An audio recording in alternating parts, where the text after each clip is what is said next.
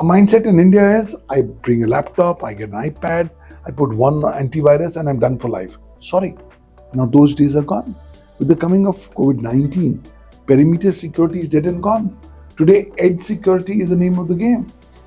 I have been telling the government of India, it's time that you start inculcating or incorporating cyber law and cyber security education as part of the school curriculum from the first standard onwards. Why? Because Indians, we have started giving devices to children at very young ages of 2 and 3 years.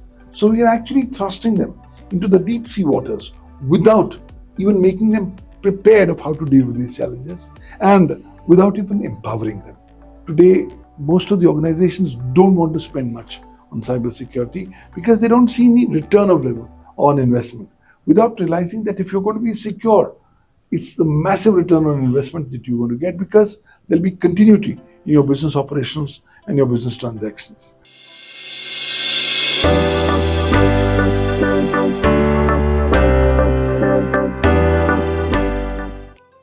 Welcome to yet another episode of In Conversation.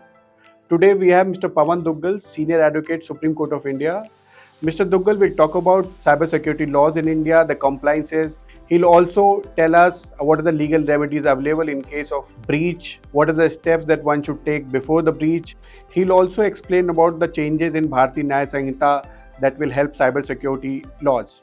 Welcome to In Conversation, sir. Thank you. It's a pleasure to be with you on your podcast. So let's start with what is the state of cyber laws in India? Well, the state of cyber laws is that we have the Indian cyber law in place in India, being the Indian Information Technology Act 2000. This is a law that we enacted in the year 2000. That time, the focus was completely different. The focus was more on promoting electronic commerce and giving a legal foundation for electronic governance. And keeping that thing in mind, and also keeping in mind the parameters of the UNCITRAL model law on electronic commerce, India began its journey of trying to come up with its own cyber law. The IT Act 2000 is not just a small legislation, it's also a humongously significant legislation. In fact, over a period of time, the IT Act has emerged as one of the top 3 legislations in the history of independent India. Anything to do with electronic format gets covered under the Indian cyber law. So if you use computers, computer systems, computer networks, computer resources, communication devices, as also data and information in the electronic form, you get covered under the Indian IT law. So nobody had the slightest of ideas of how this law is going to pan up. Even the parliament and the government did not realize what they were coming up with when they came up with the IT Act. But the IT Act has to be accredited with the basic credit and significance. It not just provided a legal foundation for electronic commerce and electronic governance in the country. More significantly, it provided the basis for the further proliferation of the digital economy and for the purposes of providing various remedies to various persons. Over a period of time, in the last 24 years, we have only amended the Indian IT Act once in the year 2008 after the Mumbai attacks. But by and large, this particular piece of legislation has been more significant. Technology has not waited. Technology is constantly changing. Correct. And therefore, there is a need for amending the law so as to make it more topical and relevant in the context of today's emerging technologies. In layman's terms, if I ask you, like, are the laws enough to, punish someone or, provide enough legal assistance or remedies to someone who has been, affected by this breach or any cybercrime? Well, let me begin by saying that India doesn't have a dedicated cybercrime law in place. We also don't have a dedicated cybersecurity law in place.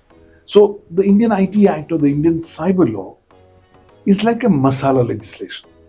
See, like in typical Bollywood films, you have masala films which have all kinds of masalas, action, romance, comedy, drama. The Indian IT Act, when it got formed, was also kind of a masala legislation because they put in various elements which were not connected to each other, but they were all chewed up together to make up a legislation. So consequently, this legislation was never a legislation on cybersecurity. In those points of time, we had talked about information security, and we were more focusing at that point of time. But the coming of cybersecurity and its subsequent significance has not been covered under the law, though in the year 2008, when we actually amended the IT Act, we came up with a very exhaustive definition of what cybersecurity means from a legal standpoint. We had also added various provisions pertaining to different aspects of cybersecurity and its protection under different elements and chapters of the IT Act. But by and large, if you were to ask me a question, is the law adequate? My answer is a crystal clear no. The law is a work in progress. It needs to be evolved. And mind you, the last time we amended was in 2008.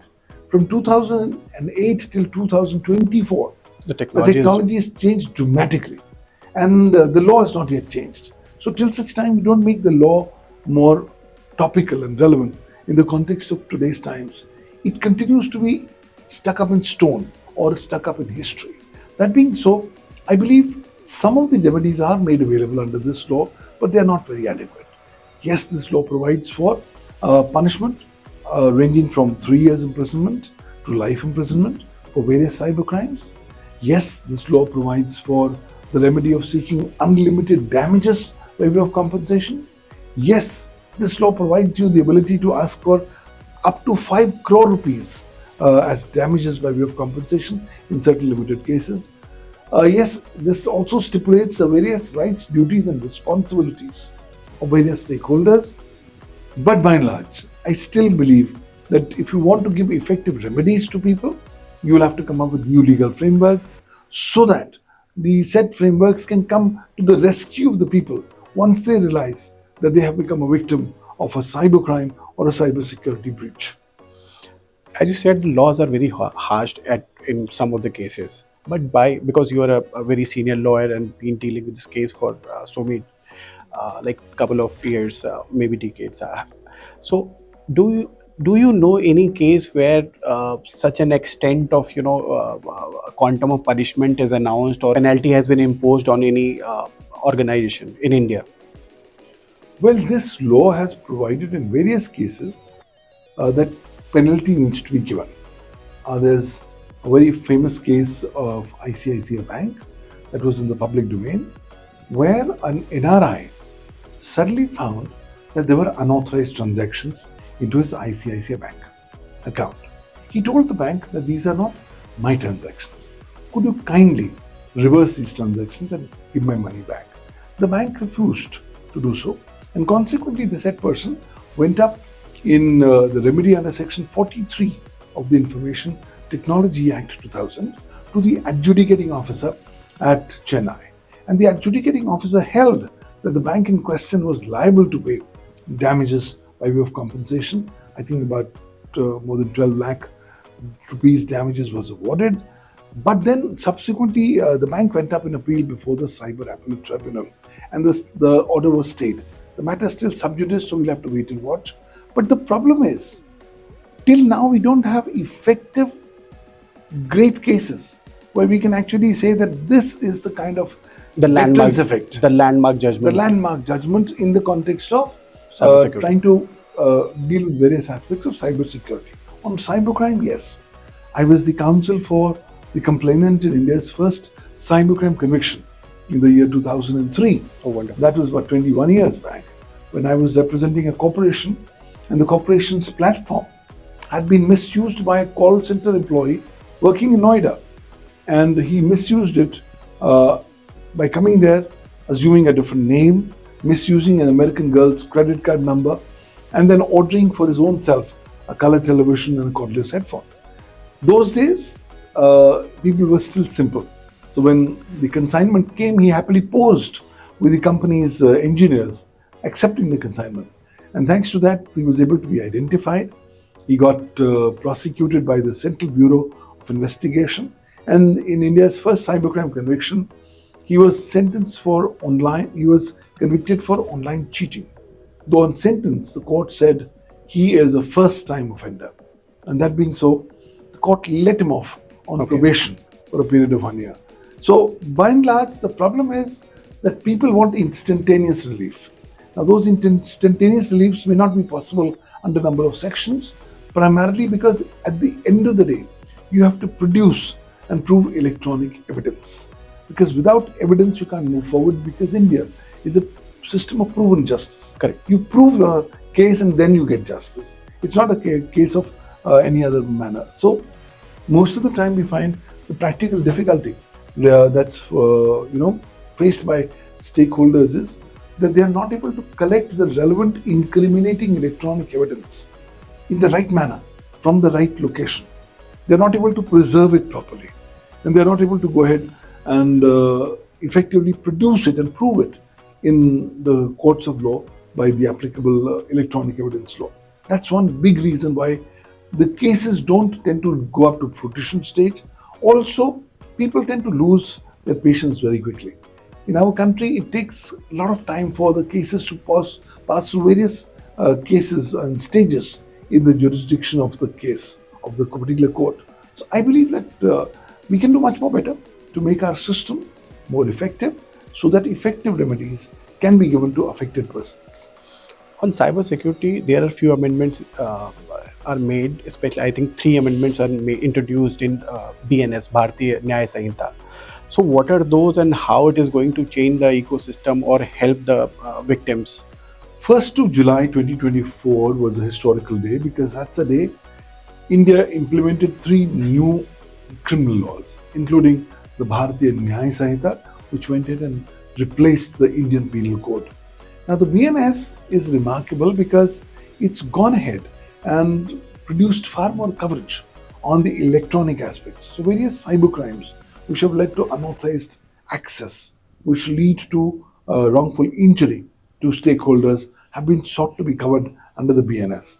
But we need to understand that the primary provisions that we would invariably invoke are the provisions under the Information Technology Act 2000. For example, Section 66, read with Section 43 of the IT Act, makes it as computer-related offences. Whenever you do a variety of things without the permission or consent of a particular person who's in charge of a computer system or computer network. So it's a combination of both these laws, the IT Act and now the BNS, which is going to now see more invocation of these provisions and more registration of cases, so that effective remedies can be provided to the innocent users. One of the things that I was reading, that this 3 the changes in BNS, Bharatiya Nyaya Sanhita, made all the electronic evidence as primary evidence. Not earlier it was considered as secondary evidence. So what is the difference? Like, how difference it would make? Well, we have to quickly realize that electronic evidence is always primary. When I record something on my device, that's a primary evidence. Okay. Now, I have a choice to either give my primary evidence in the form of my primary device to the court, or I have a choice to take a copy of it as a computer output, and then they give the computer output to the court. Now, most of the time, people are hesitant Of giving giving their devices to courts, because they don't know when they will get back, if at all they get back. So people don't want to do that. That's the reason why the law has come up to this new provisions for secondary evidence under now Section 63 of the Bharatiya CXOs अधिनियम 2023, which effectively has gone ahead and replaced Section 65B of the Indian Evidence Act, which was amended by the IT Act. So, if you want to give the original evidence, we are more than happy.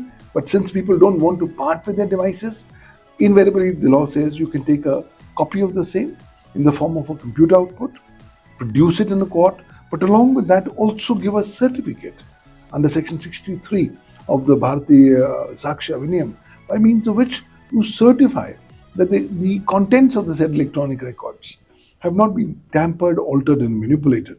And there's been no outside extraneous elements which have gone into the said electronic record or its making, which can go ahead and impact the authenticity, veracity or correctness of electronic records. So how it is going to affect, like, other than, people were hesitant earlier, other than that, any on the other side, any other side of this change? Well, I think the biggest change is that more and more people have now begun to start reporting. Okay. Previously, people were not even inclined to report. Okay. Why? Because there were a social stigma that was attached to it. Now people know, okay, everybody is going to be attacked. Actually, post COVID-19, we've now entered into a new era. I call it the new cyber world order. In this new cyber world order, there are going to be two common things or phenomena that will be part of our lives till our lifetime. Number one, cybercrimes will be our new lifetime companion. Number two, cybersecurity breaches are the new normal. So once we now realize that everybody is going to be potentially attacked, and if you get attacked by a cybercrime attack, there's no harm in speaking about it. There's a very famous OTT series called Jamtara, which is dealing with the cybercrime capital of the country. And they have a very famous byline of the OTT serial, which says, Sabka number Aayega. I think that aptly sums it all. Everybody's turn is going to come because everybody is going to become a victim of cybercrime or cybersecurity breach. Or maybe because we haven't realized our numbers have already come. Actually, I believe there are two kinds of people in the world. One, who know that they have been hacked, and two, who do not know that they have been hacked. So the chances are that you could have been hacked and you are oblivious and ignorant of the same. Which is more dangerous? I think being ignorant and oblivious is far more dangerous than being alive. Once you are alive to the possibility that you can be hacked, then at least you are going to be cautious. You're going to take basic prudence and due diligence so that you can protect yourself, your data in the coming times.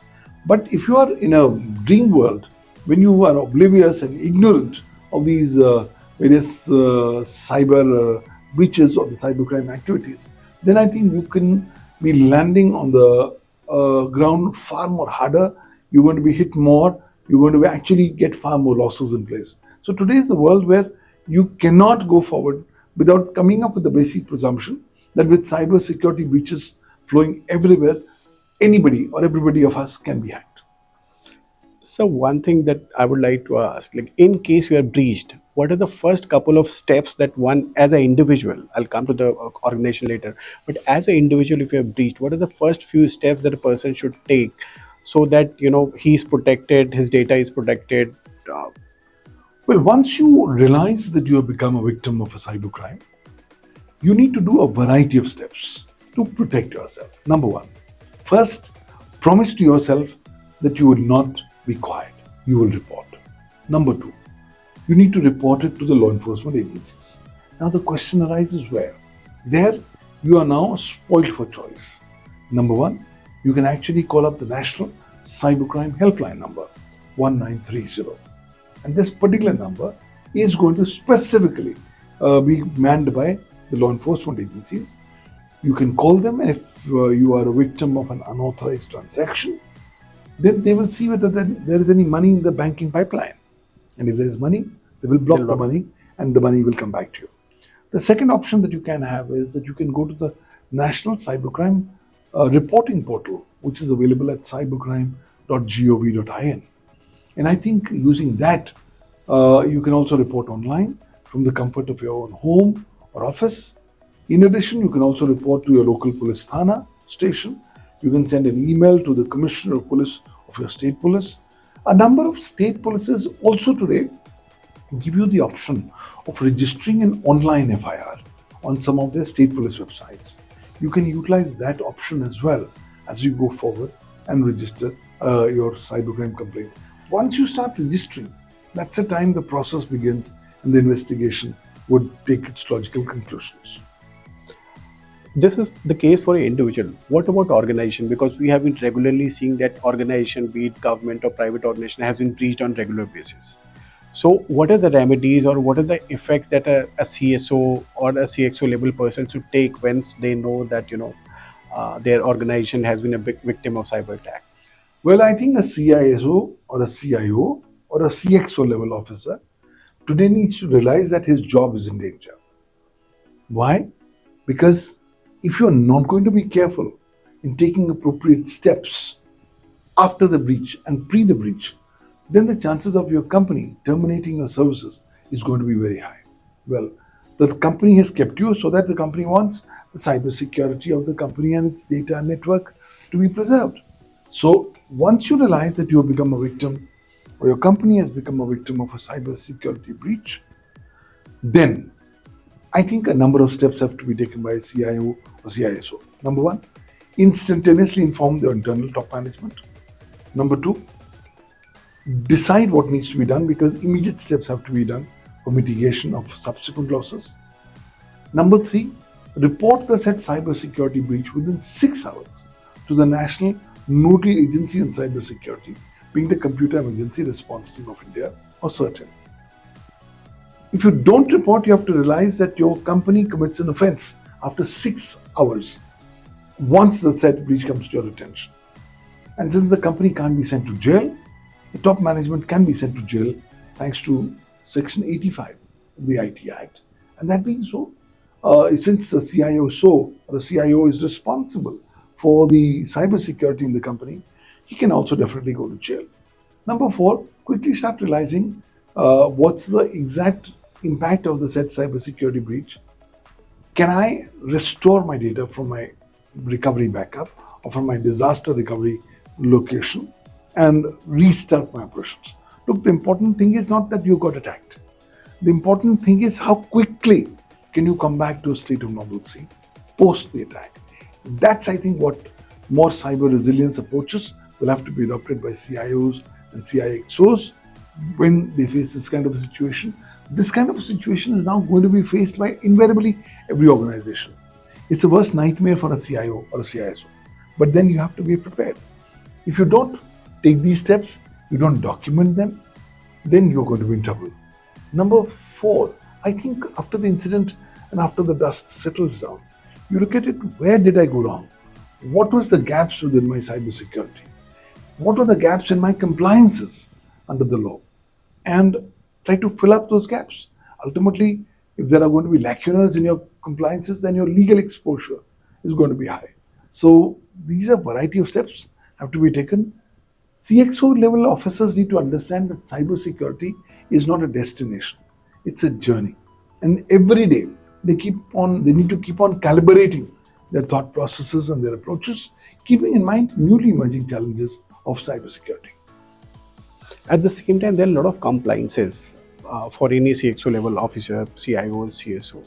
So how effectively, or I would say how easily, what are the couple of steps that one should take that all their compliances are met and they are not breaching any compliances? Any tips and tricks on this? Well, if you are a CXO level and you're working for a company, please understand that your company is an intermediary under Section 21W of the Information Technology Act.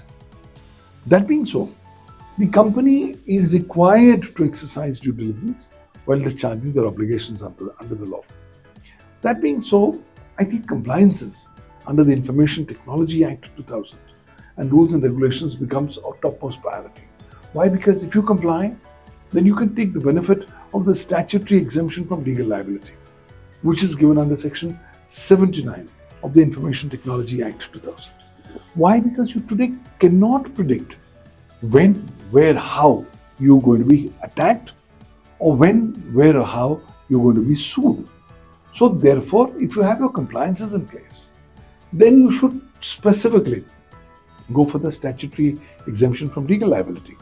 We've all read about the Mahabharata.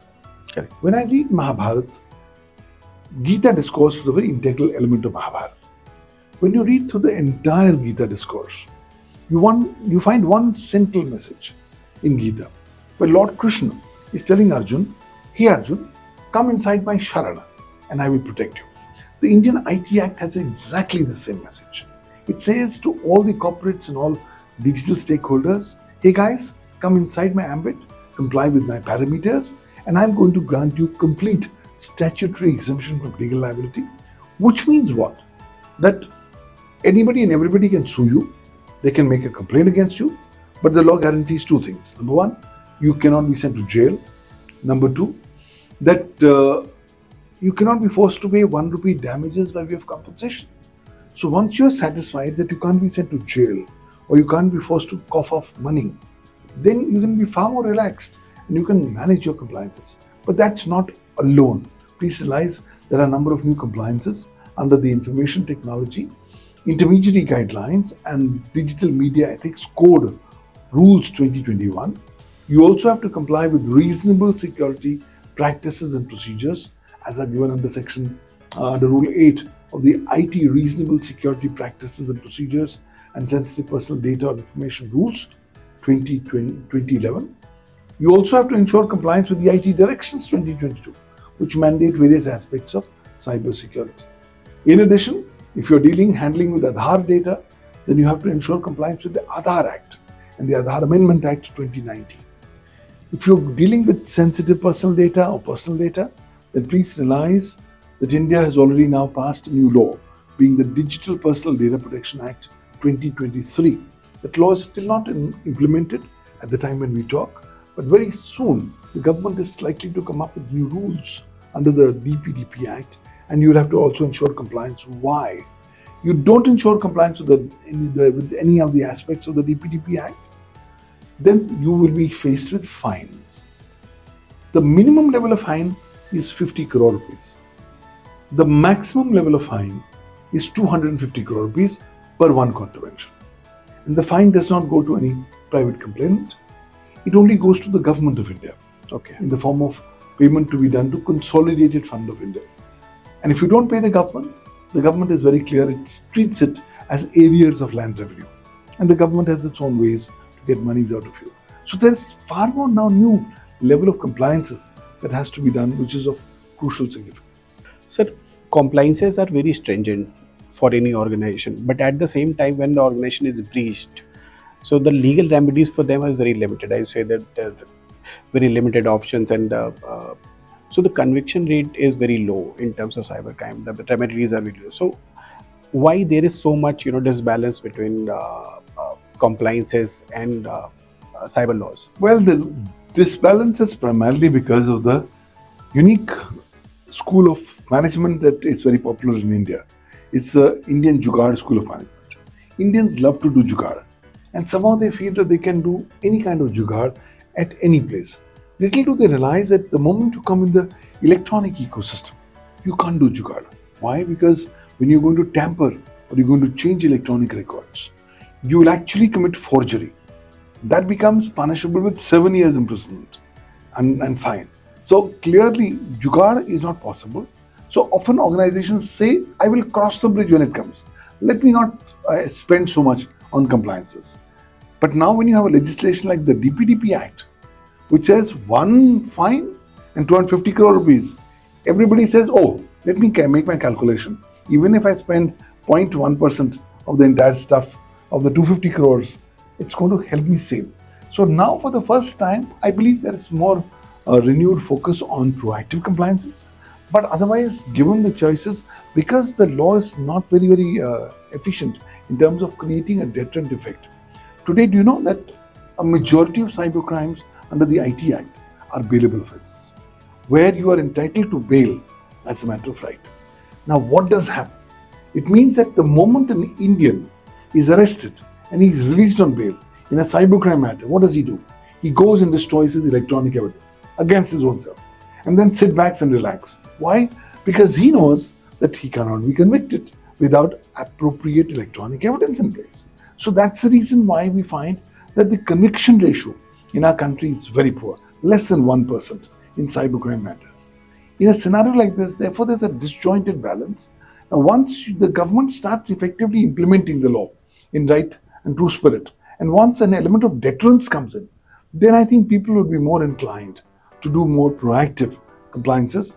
Otherwise, if you don't do proactive compliances, your ability to get access to effective remedies also tends to get prejudicially impacted. What are the couple of laws or acts or few books, if you reckon, for the CIOs, CSOs and any CXO that one should read while in office? Because as you say, it's a golden era for cybercrime. At the same time, the compliance is very stringent. And so I think every CIO or CXO level needs to understand that today all their operations are going to be governed by the Information Technology Act. Why? It's India's only mother legislation on the electronic format. So they must be aware with the provisions of law. My latest book called Cyber Law is the third edition that's been published 2 months back, that gives you a comprehensive overview on the different aspects of cyber law, various case studies. It's published by LexisNexis. You can also refer to various online resources as well. We also run a website called cyberlaws.net, where a lot of content on cyber laws is available on online space. In addition, today is the time that you will have to constantly keep on learning, unlearning, relearning things. Why? Because the post-COVID scenario is completely different. So I'll actually also encourage all stakeholders to do some online courses. For example, I run various courses on cyberlawuniversity.com and udemy.com. And these courses, which are about 37 of them, are such that in the last 5 years, these courses have been done by more than 31,000 professionals from 174 countries, speaking 53 national languages. So figures are telling us that you have to focus on self-help, more updation of your skill sets. You can do some of these courses. And incidentally, there's a free course of mine on cybersecurity on Udemy, which is also very, very popular. It's a short course, you can end up doing that. But the idea is keep on updating your skill sets. Why? Tomorrow your management is going to grill you. If you're not compliant with the law, if you don't know the latest provisions, and if you're seen to be ignorant. Therefore, for your continued job, it's important that you need to know the law. You need to ensure that there are documented compliances, because if you don't comply, and as a result of your failure to comply, the company suffers a legal loss. They're going to not just throw you out, more importantly, they're going to sue you. That thanks to your negligence, we suffered a lot. So there's massive exposure. Cybersecurity is a very tough taskmaster. You have to realize that, and you have to realize that in the cybersecurity ecosystem, CISOs and CXOs are today riding a running tiger. They cannot get off the tiger of cybersecurity, because if they get off, in any case, the game is over. So they will have to go ahead and calibrate their thought processes and approaches as they move forward. So recently we have seen Microsoft strike outage, and it happened outside our borders, but did impact nation operations.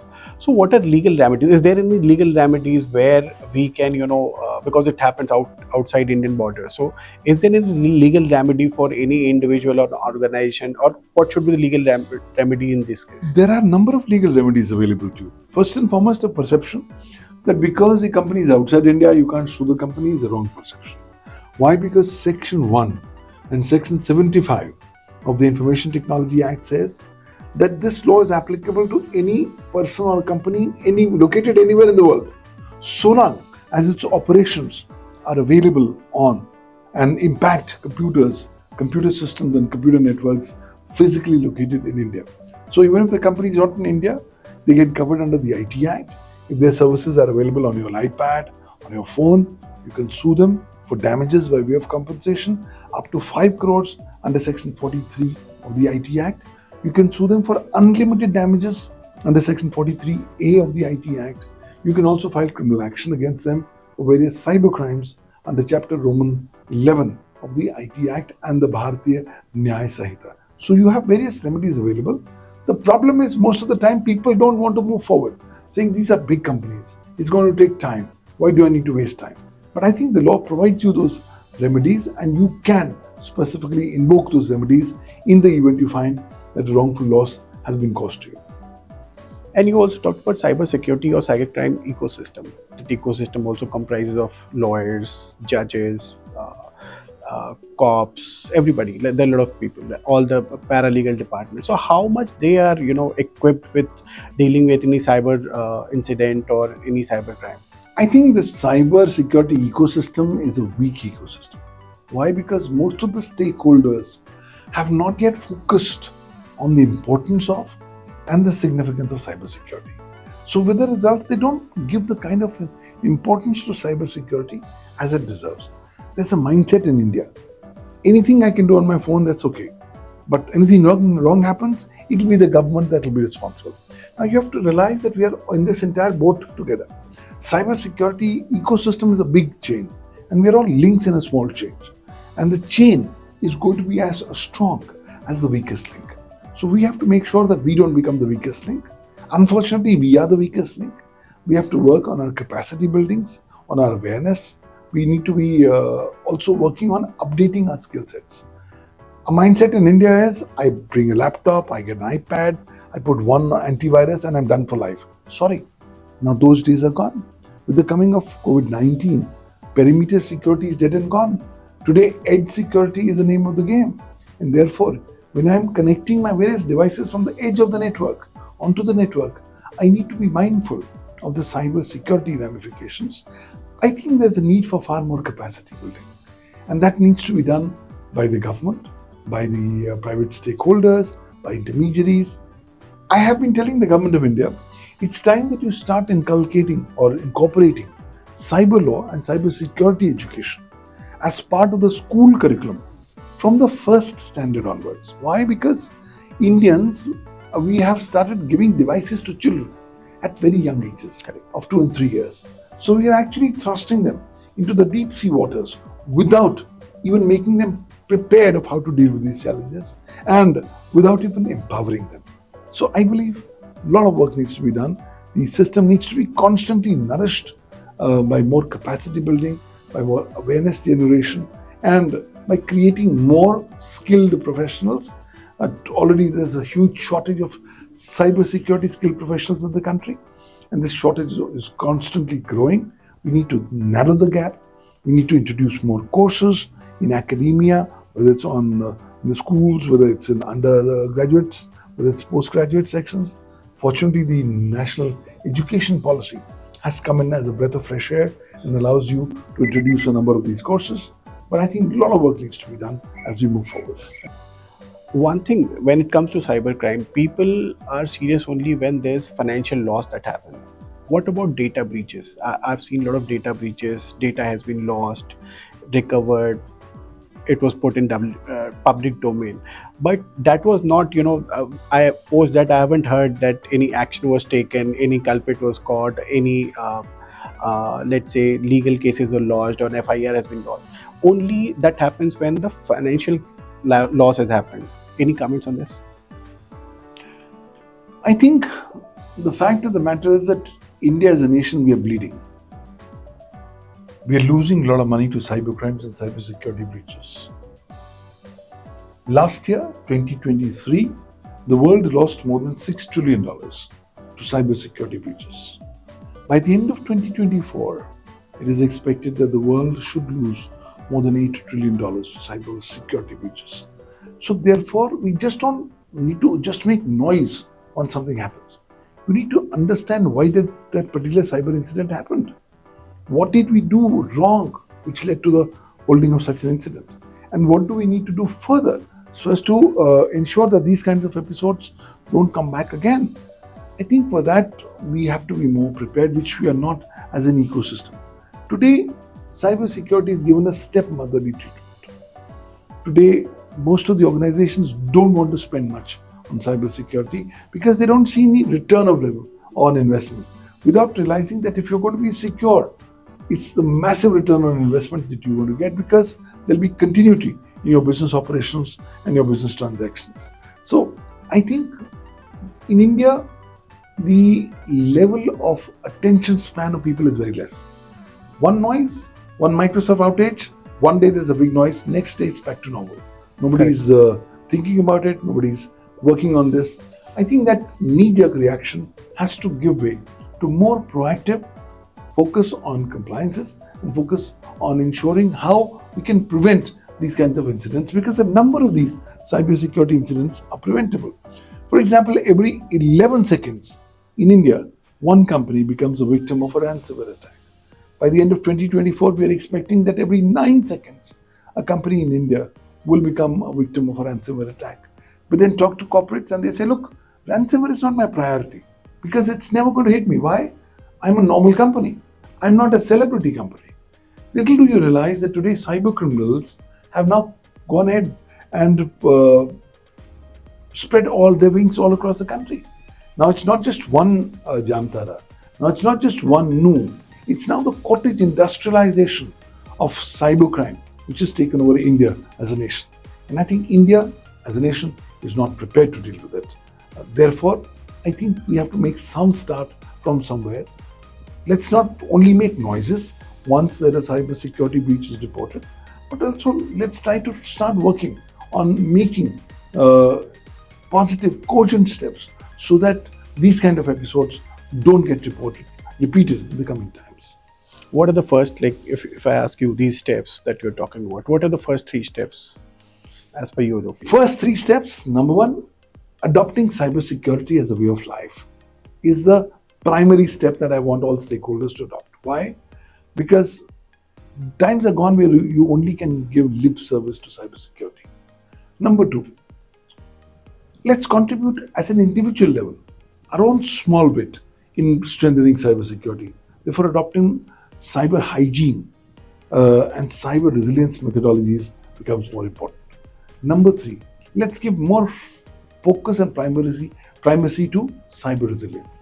Let's take it as a given yes that we will be attacked. The question is not that we are attacked. The important point is how quickly can I come back to a state of normalcy post-attack. I think that's where most of the action in India is missing. We don't have legal provisions on cyber resilience, but we need to promote that.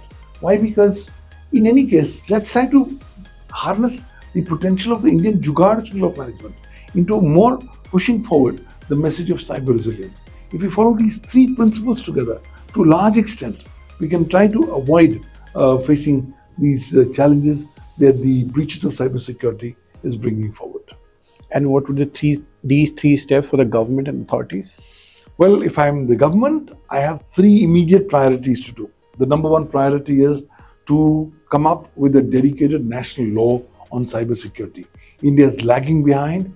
Number of countries across the world already have in place dedicated national laws on cybersecurity, including China, Vietnam, Singapore, Thailand. The list goes on. Number 2, we have already a national cybersecurity policy of 2013, but we have not been able to implement it. It's time that we should start implementing it.